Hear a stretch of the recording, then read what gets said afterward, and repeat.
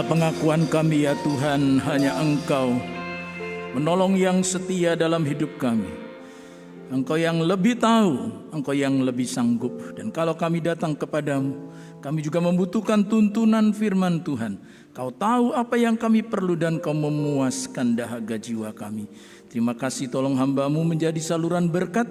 Dan kami mohon dituntun oleh Roh Kudus untuk dapat mengerti, bahkan juga melakukan kebenaran firman-Mu dengan setia. Di dalam nama Tuhan Yesus Kristus kami berdoa. Haleluya. Amin. Puji Tuhan, saya persilakan duduk kembali. Selamat pagi Bapak Ibu Saudara-saudara sekalian yang dikasihi oleh Tuhan Yesus Kristus. Shalom. Kita bersyukur karena Tuhan telah memelihara, menyertai, menolong kita sebagaimana kita ada sekarang.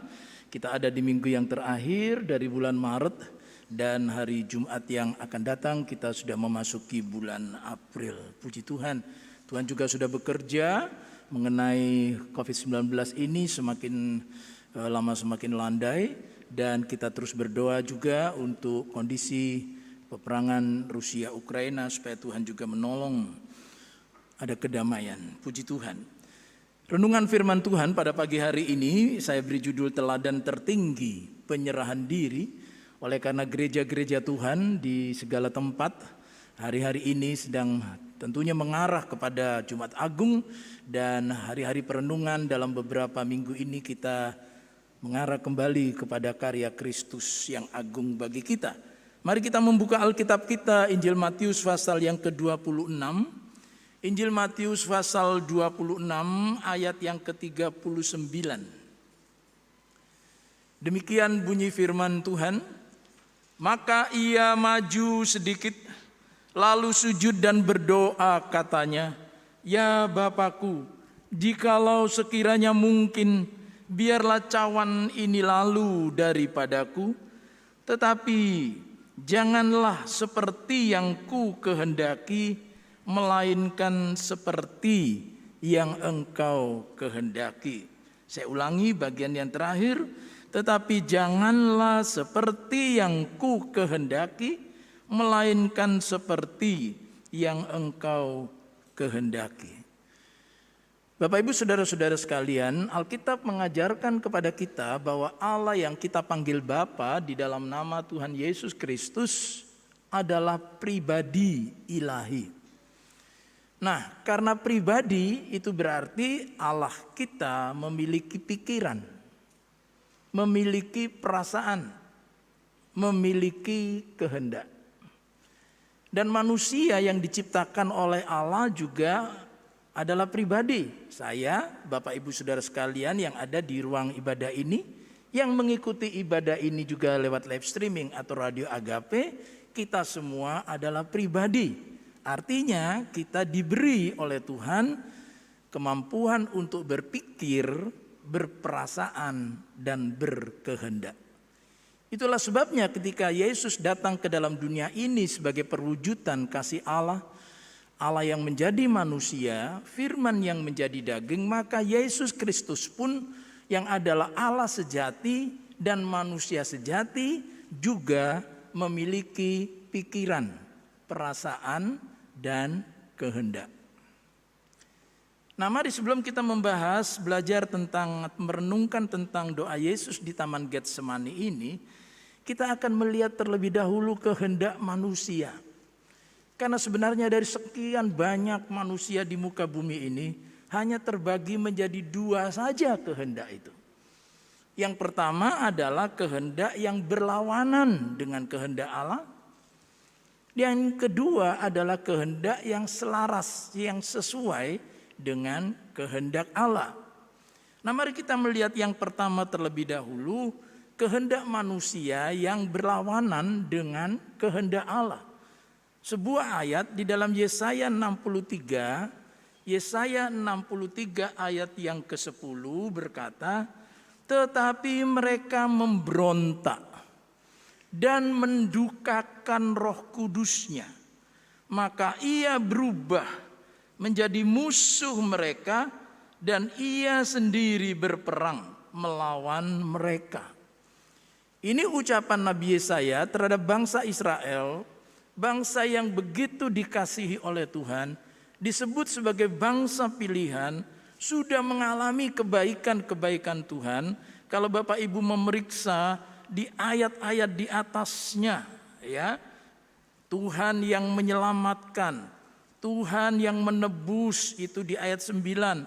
Dialah yang menebus mereka dalam kasih dan belas kasihan.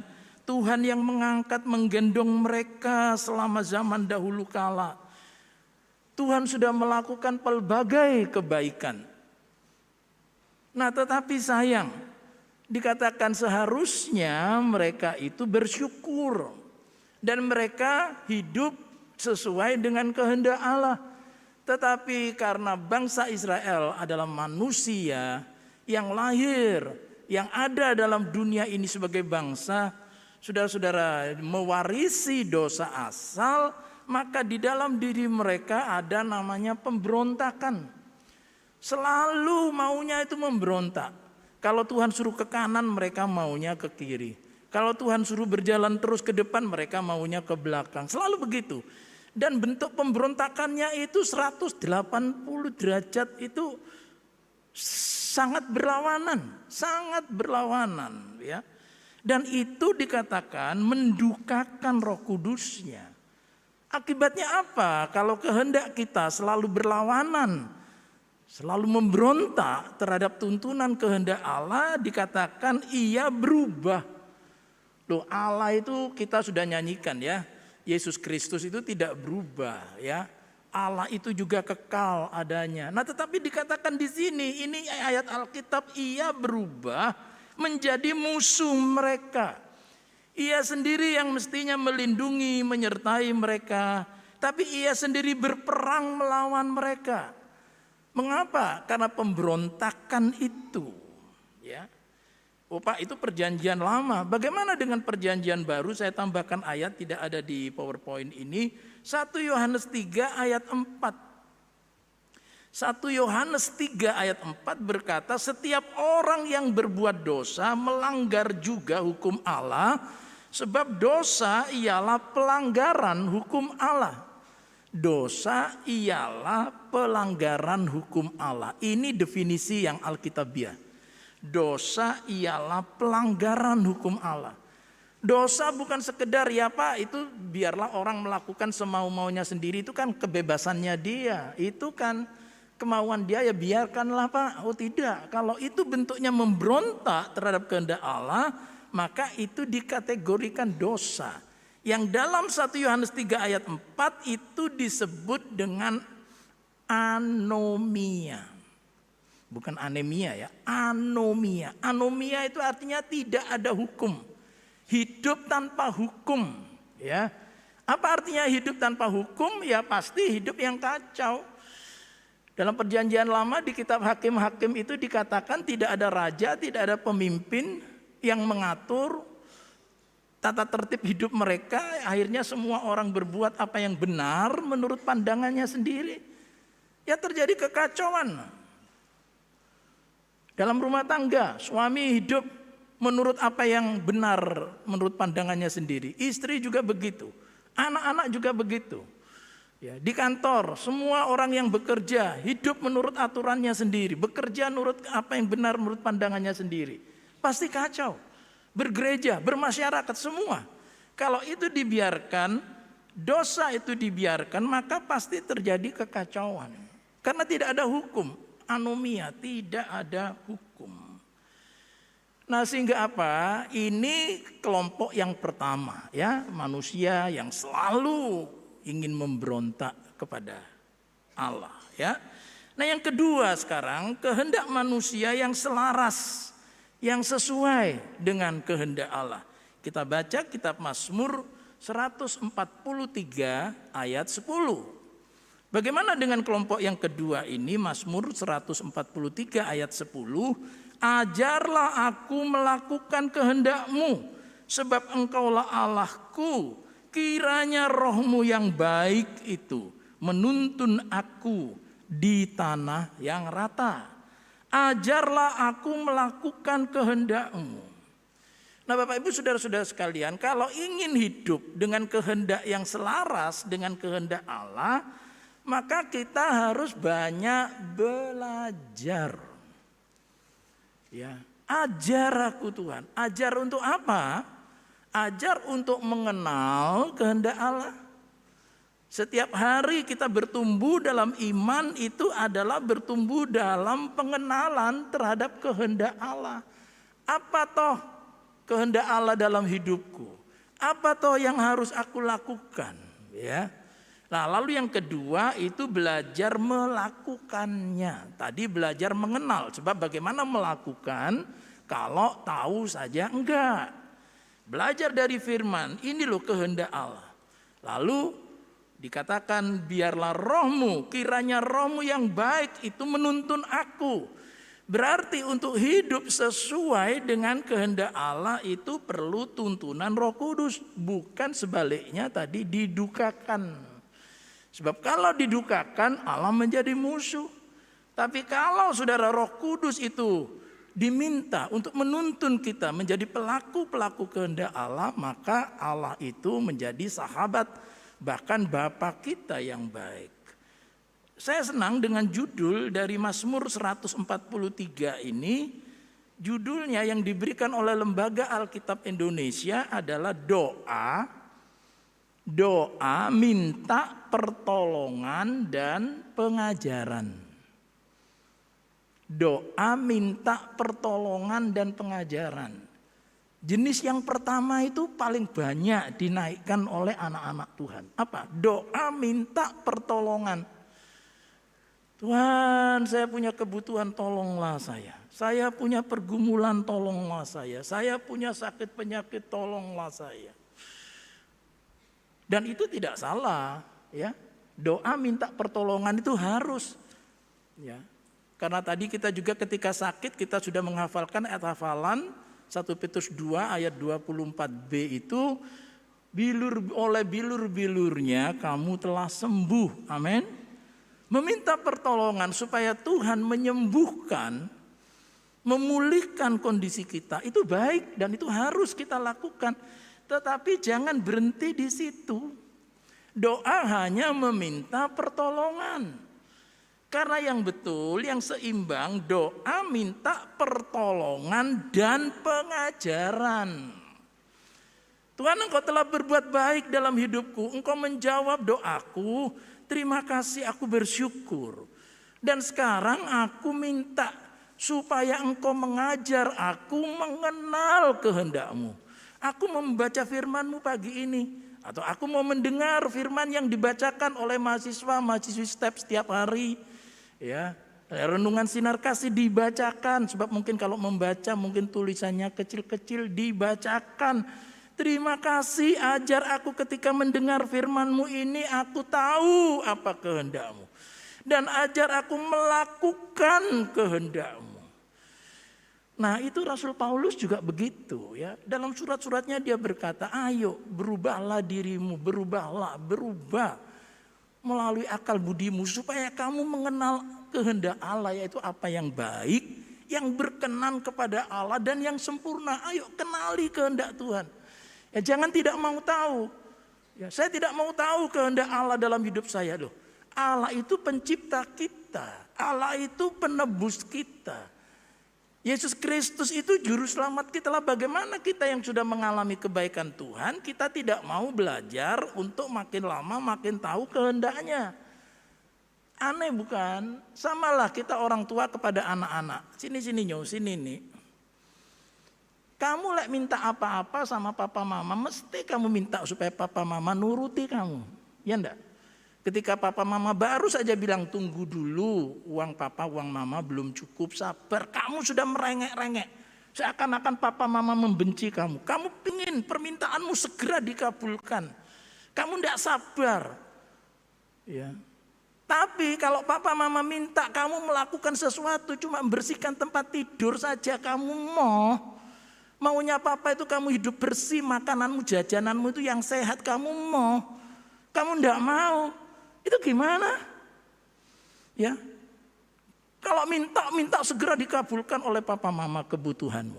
Tapi kalau papa mama punya kemauan, punya kehendak, tolong ini lakukan nak, ini lakukan. Bukan untuk kepentingan papa mama, ini kepentinganmu nanti masa depan. Ya. Nah, bukankah kita saudara-saudara diliputi dengan rasa jengkel, ya? Ya tentu kita tidak boleh langsung mengusir anak kita, tidak, ya. Tapi mendidik supaya apa? Ayo, kalau kamu minta kepada papa mama berusaha mencukupi kebutuhanmu. Ayo, sama dong.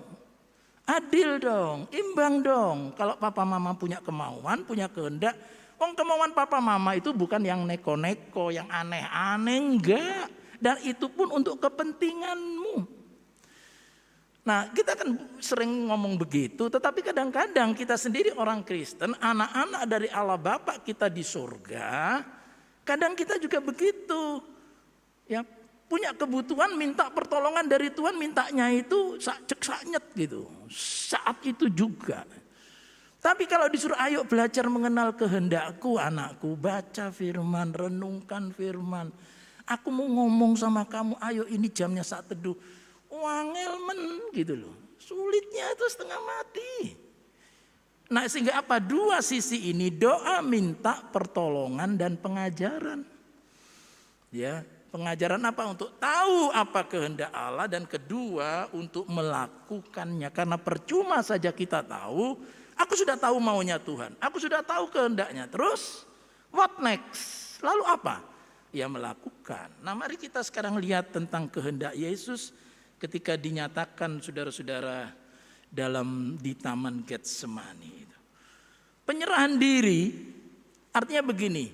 Yesus Kristus tahu betul ya bahwa Bapaknya itu punya kehendak supaya dia menuju Golgota, dan itu sudah ditetapkan sebelum dunia dijadikan.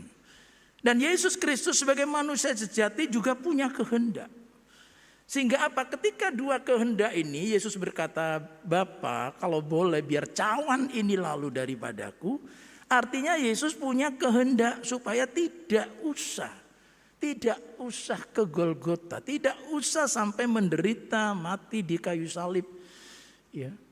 Namun kemudian di akhir kalimat itu Yesus berkata, bukan kehendakku, tetapi kehendakmu yang jadi. Nah, penyerahan diri ini adalah tanda kedewasaan iman. Tanda kedewasaan dalam karakter. Perhatikan Yohanes 21 ayat 18. Ya, Yohanes 21 ayat 18.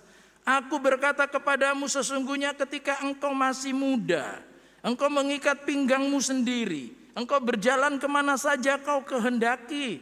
Tetapi jika engkau sudah menjadi tua, engkau akan mengulurkan tanganmu dan orang lain akan mengikat engkau dan membawa engkau ke tempat yang tidak kau kehendaki.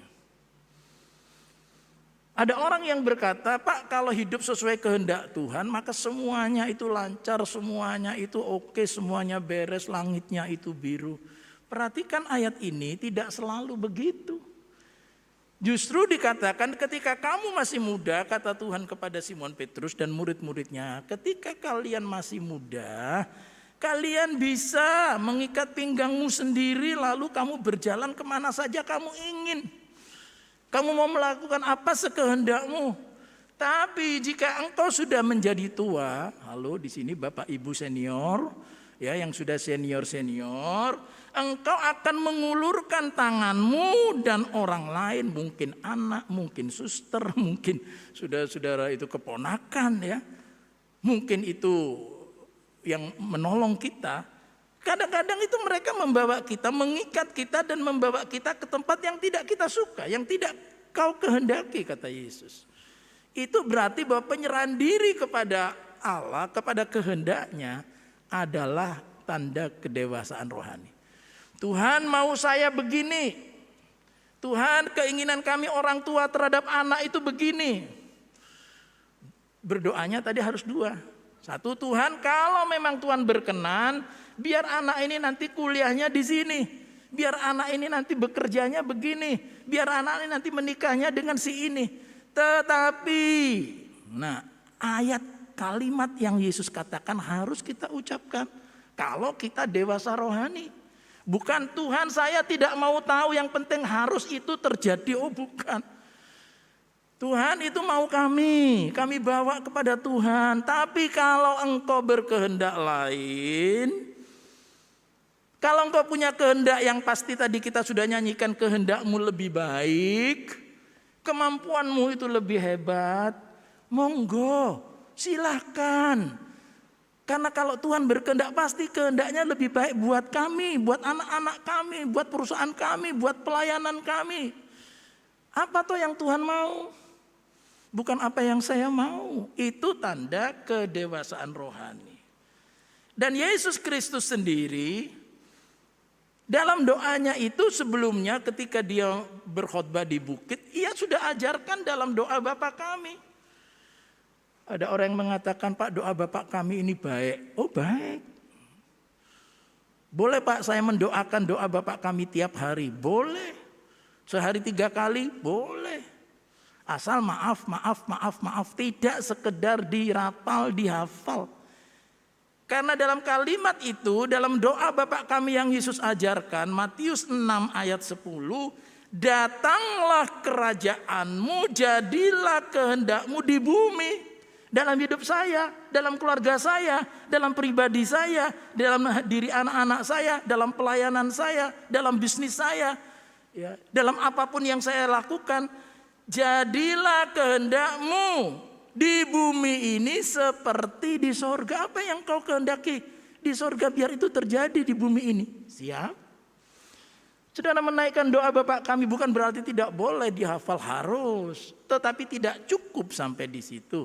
Karena ini menuntut konsekuensi besar. Wah Pak, kalau begitu saya tidak usah doakan aja Pak, daripada tuntutannya besar. Oh bukan. Yang mau saya katakan adalah Yesus bukan hanya mengajarkan doa itu. Tetapi sekarang apa yang diajarkan melalui doa Bapa kami sekarang kena kepada dirinya. Sekarang bagaimana? Kalau Yesus mengajarkan biarlah kehendakmu yang jadi di bumi seperti di surga. Ketika di Taman Getsemani, konsisten, sesuai apa yang diajarkan dengan yang dilakukan, dan kita bersyukur karena Yesus Kristus sangat konsisten. Apa yang dia ajarkan, dia lakukan. Itu sebabnya dalam ayat yang lain dikatakan oleh seorang penulis Injil Sinoptik, mereka terkagum, terpesona terhadap ajaran Yesus. Karena Yesus mengajarkannya dan melakukannya. Tidak seperti orang-orang Farisi dan ahli Taurat yang hanya mengajarkan tetapi tidak melakukan. Nah, Yesus mengajarkan mengenai biar kehendak Bapa yang jadi, dan sekarang ia harus melakukannya di Taman Getsemani. Sehingga apa? Ini adalah keteladanan tertinggi, penyerahan diri. Keteladanan Yesus menyerahkan diri mengajarkan setidaknya 3 hal kepada kita. Menutup renungan kita pagi ini. Yang pertama, itu adalah bukti kasih. Saudara-saudara, ketika saya mengasihi seseorang, saya mengasihi istri saya, maka kalau saya punya mau dan dia punya mau dan kemauan kami berbeda, orang yang mengasihi itu pasti akan berkata, ya sudah, kehendakmu. Aku mengasihi kamu. Atau saya mengasihi seseorang, anak saya punya mau, ya, tetapi saya harus menanggalkan kehendak kemauan saya demi kebahagiaan dia. Ya sudah, karena saya mengasihi, ya sudah. Biar apa yang terjadi pada dia seperti yang Tuhan mau, bukan yang saya mau. Nah, Yesus berkata begitu karena dia mengasihi saudara dan saya. Karena ia mengasihi Bapaknya dan ia mengasihi saudara dan saya. Nah, ketika Yesus berdoa, tentu saudara-saudara, tentu ya, generasi-generasi manusia yang selanjutnya yang dilahirkan dalam keadaan berdosa membutuhkan keselamatan, membutuhkan karya penebusan, karena manusia tidak mungkin dapat terselamatkan oleh karena perbuatannya sendiri, ya, memerlukan karya penebusan. Sehingga ketika Yesus berkata, kalau boleh cawan ini lalu daripadaku, tetapi kemudian saudara-saudara, Yesus menurut tafsiran saya, dia dapat memandang saudara-saudara generasi yang kemudian akan masuk dalam jurang kebinasaan. Akan masuk dalam kebinasaan. Saudara dan saya masuk dalam kebinasaan. Ia telah melihat yang namanya Petrus akan masuk dalam kebinasaan. Ia melihat yang namanya Yohana istri saya akan masuk dalam kebinasaan. Tapi ketika dia lihat itu, saudara-saudara, dalam tafsiran saya lalu dia berkata, bukan kehendakku Bapa, tapi kehendakmu. Karena aku ingin Petrus tidak binasa. Aku ingin Yohana tidak binasa. Aku ingin semua jemaat Pringgading yang pagi ini mengikuti ibadah ini tidak binasa. Jadilah kehendakmu. Saudara, orang yang penuh dengan kasih, dia akan rela meninggalkan keinginannya sendiri demi orang yang kita kasihi.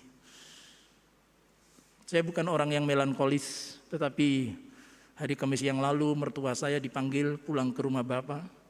Dan kami anak menantu, cuma satu hal saja yang kami miliki. Warisan kesetiaan yang luar biasa. Warisan kesabaran yang luar biasa. Meninggal dalam usia, ditulis di situ 87, tapi sebenarnya 91, tapi karena zaman itu pencatatan tidak terlalu tepat. Meninggal dalam usia 91 tahun dengan penuh ketenangan dan teladan itu yang tidak bisa kami lupakan. Mungkin Bapak Ibu Saudara tidak bisa meninggalkan, mewariskan harta yang banyak, tapi teladan menjadi pelaku kehendak Allah. Yang kedua, apa yang Yesus sedang ajarkan? Ketaatan. Orang yang taat, Yesus mengajarkan berulang kali ketaatan. Orang yang mengasihi aku, ia akan menuruti segala perintahku. Orang yang mengasihi aku, dia akan memiliki kehendak selaras dengan mauku dan melakukan apa yang aku mau.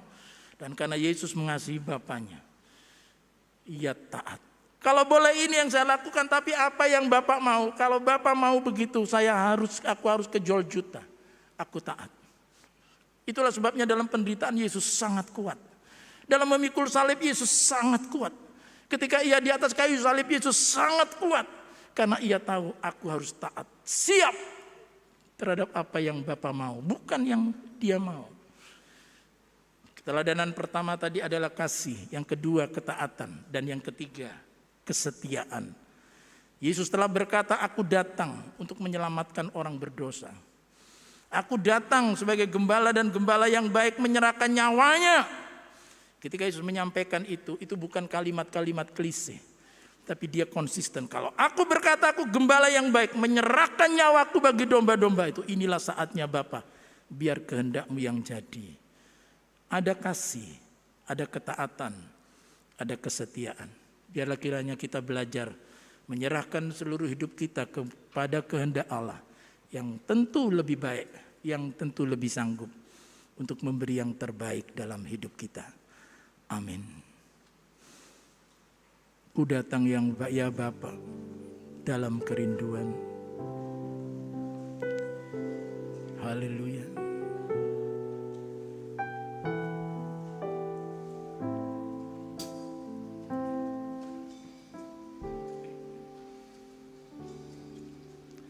Ku datang ya Bapa dalam kerinduan.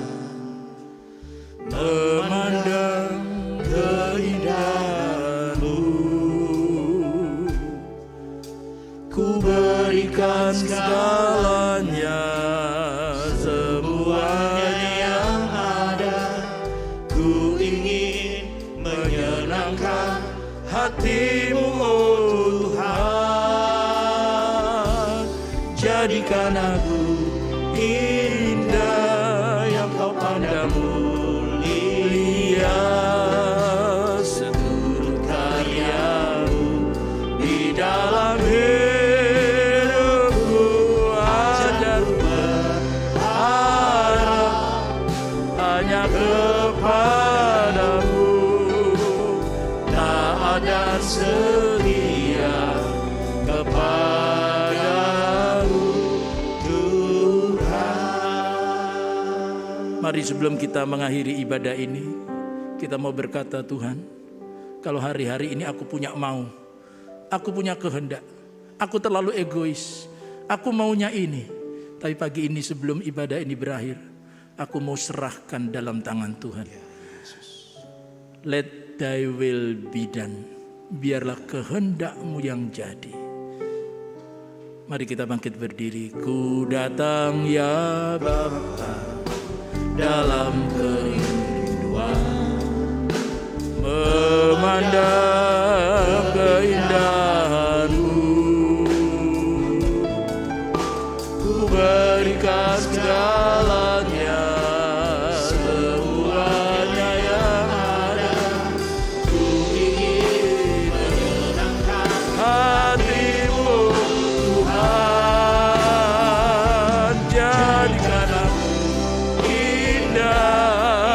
padamu, lihat seluruh karyamu di dalam hidupku. Ajar Tuhan,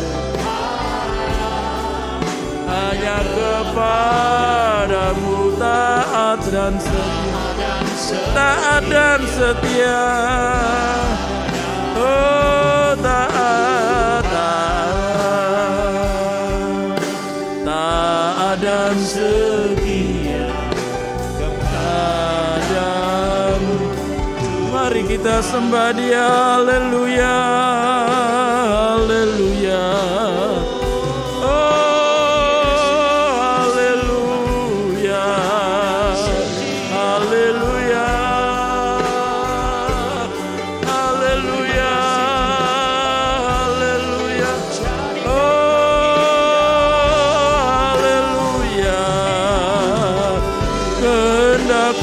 Terbaik, haleluya, haleluya, haleluya. Terima kasih, terima kasih, Yesus yang kami cinta, haleluya, Yesus yang kami puja.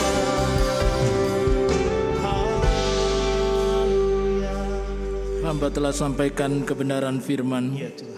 Biarlah baik hamba sendiri dan seluruh sidang jemaat gereja Isa Al-Masih Pringgading, kami belajar dan kami ingin terus belajar. Kami belum sempurna, tapi kami mau berlari menuju kepada kesempurnaan, bukan dengan kuat gagah kami, tapi Roh Kudus menuntun kami, menolong kami menjadi pelaku firman. Saudara-saudara yang kekasih, setelah bersama-sama kita beribadah pagi ini, mari kita letakkan hidup kita di dalam tangan Tuhan yang kuat, tangan Tuhan Yesus Kristus yang berlubang paku. Dan sekarang angkat tanganmu dan terimalah berkat Tuhan. Turunlah atas saudara-saudara sekalian berkat dan penyertaan dari Allah Bapa yang melimpah-limpah di dalam kuasa kebenaran dan kemenangan dari Yesus Kristus Tuhan kita, serta penghiburan dan tuntunan daripada Roh Kudus menyertai saudara sekalian mulai pagi ini sampai Maranatha. Tuhan Yesus Kristus datang kembali dalam kemuliaannya. Haleluya. Amin.